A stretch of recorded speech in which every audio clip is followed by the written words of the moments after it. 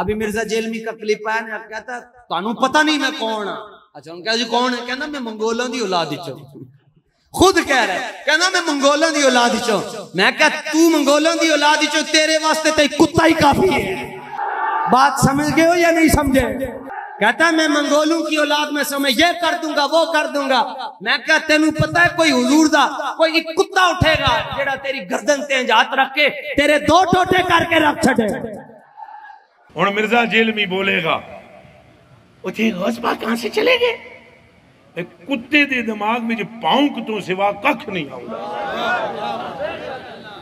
کتے دے دماغ میں جو پاؤنک تو سوا ککھ نہیں آؤں، ککھ نہیں آؤں.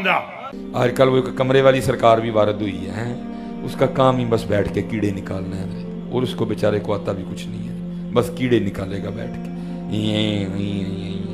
تو مر جانا کیڑے کٹ کٹ کے. کیڑے والی سرکار تو مر جانا کیڑے کٹ کٹ کے. تو سڑ، تو مر، تو اپنے کمرے میں مر جانا بہ گئے کیڑے کٹ کٹ کے. کئی کیڑے نکالنے والے آئے مر گئے حضرت جی، پوچھتا کوئی نہیں. ان کی قبروں پہ لد پھینکنے والا بھی کوئی نہیں ہے.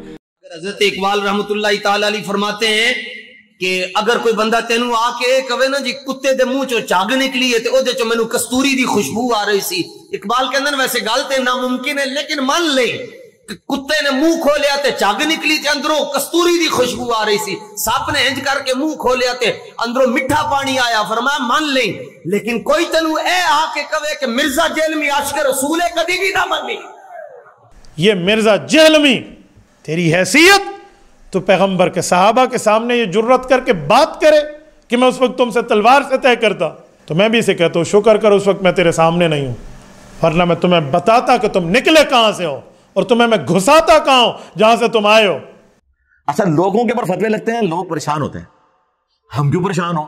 ہم کہتے ہیں تمہاری چیخیں نکلیں آسمانوں تک جائیں تاکہ تمہارے ماننے والوں کو پتہ چلے کہ کس بندے نے تمہاری منجی ٹھوکی ہے.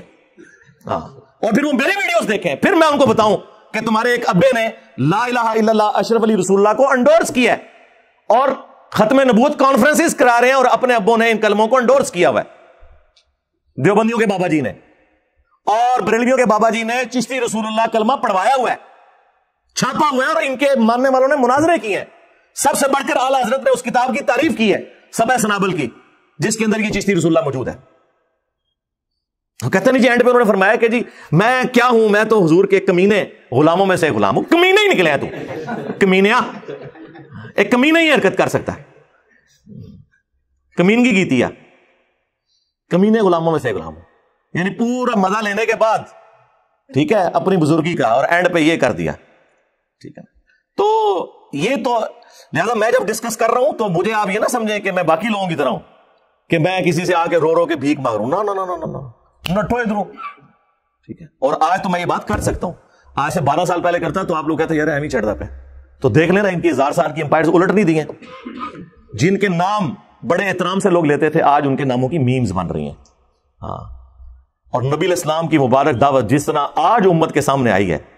ہم چھوٹے چھوٹے تھے تو ہمیں بابوں اور بزرگوں کے واقعات سنائے جاتے تھے. سرکار دیکھیں آج بچے جو ہیں وہ بات ہی صرف رسول اللہ کی کر رہے ہیں صلی اللہ علیہ وسلم. ہاں جی وہ کہہ رہے ہیں میرے نبی سا ہے ہی کوئی نہیں، تیرے بابے تھے شے ہی کوئی نہیں.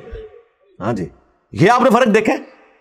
ان کا عشق رسول صرف جلسے جلوس تک تھا، اور ان جلسوں میں بھی سرکار غوث اعظم نظر کرم خدا را، اور یہ محفل میلاد اور سرکار غوث اعظم. ہم خود جمعے کے یعنی نماز سے پہلے وہ جو پہلی اذان اور دوسری اذان میں جو وقفہ ہوتا ہے نا اس کے دوران نعتیں پڑھتے ہیں، اور نعتیں یہ پڑھ رہے ہوتے تھے، ہمیں پتہ نہیں تھا یہ نعت ہے یہ عبد القادر جیلانی کو پکارا جا رہا ہے. تو انہوں نے مکے مدینے کے نام کے اوپر سواریاں سوار کی اور اتاری جا کے دیوبند شریف، بریلی شریف، بغداد شریف، اجمیر شریف. نبی الاسلام کے نام کے اوپر عزتیں اویل کی، قرآن و سنت کے نام کے اوپر عزتیں اویل کی، اور تعلیمات لوگوں کو اپنے بزرگوں کی سکھائی. لہٰذا میں نے 2012 میں جو یہ دعویٰ کیا تھا، جو میرا لیکچر لاکھوں لوگوں کی ہدایت کا سبب بنا، مسئلہ 71B، انڈیا اور پاکستان کے بزرگوں کی 19 گستاخانہ عبارات کا تحقیقی جائزہ، اس میں نے یہ دعویٰ کیا تھا کہ یہ لیکچر انشاءاللہ گیم چینجر ہوگا. کیونکہ جو لوگ قرآن و سنت کو نہیں مانتے نا، ان کو قرآن و سنت منوانے کے لیے پہلے ان کے بابے مارنے پڑیں گے، کیونکہ بابے ہی رکاوٹ ہے. یہ وہ آکاس بیل ہے، میں نے اس وقت ان کے لیے لفظ استعمال کیا تھا آکاس بیل. آکاس بیل جب کسی درخت کے تنے کے گرد لپٹ جائے نا، آپ اس کو جتنی مرضی کھاد دیں خوراک دیں وہ دن ب دن سوکھتے ہی جاتا ہے کیونکہ وہ بیل لگی ہوئی ہے. جب تک یہ بیل اکھاڑیں گے نہیں آپ اس طرح, ٹھیک ہے, اور یہ بیل اکھاڑنے کے لیے پھر ظاہر ہے کہ آپ کو جو ہے نا وہ دلیری کا کام ہے جو الحمدللہ ہو گیا ہے. اب تو انشاءاللہ میں نے کہا تھا پہلے جو ہے وہ شیعان علی روتے تھے, اب شیعان بنو امیہ کے رونے کا وقت شروع ہوا جاتا ہے. قیامت تک روئیں اور ہم انشاءاللہ آپ کی چیخیں انجوائے کریں گے تا وقت ہے کہ آپ اس شخص کے ساتھ اپنی نسبت مضبوط کر لیں جس کی قبر مدینے میں ہے. صلو علی محمد و آل محمد, اللہم صلی علی محمد وعلی آل محمد واصحاب محمد وازواج محمد وامت محمد اجمعین الی یوم الدین, آمین.